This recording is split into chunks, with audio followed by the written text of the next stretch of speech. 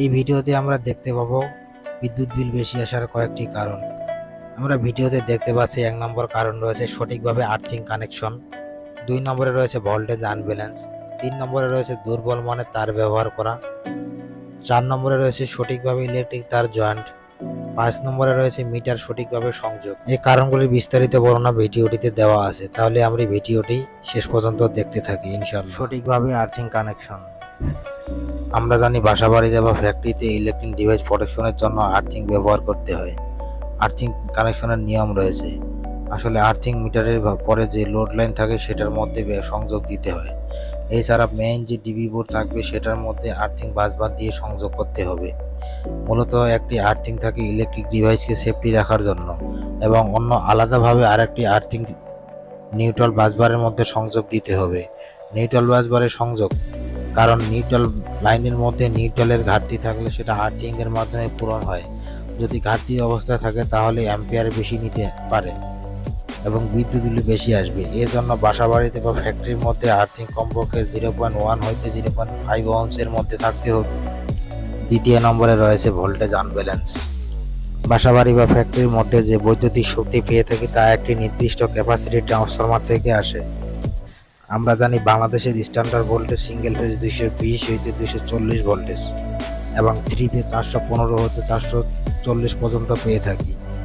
এই ক্ষেত্রে ট্রান্সফরমার বা লাইন ভোল্টেজের কারণে যদি ডিস্ট্রিবিউশন ভোল্টেজ বা বিতরণ ভোল্টেজ কম হয়ে থাকে, যেমন 220 এর জায়গায় যদি 170 বা 180 হয়ে থাকে এবং 415 জায়গায় যদি 350 কিংবা 370 হয়ে থাকে, তাহলে আপনার ইলেকট্রিক ডিভাইসগুলি বেশি কারেন্ট খরচ করবে বা অ্যাম্পিয়ার বেশি গ্রহণ করবে।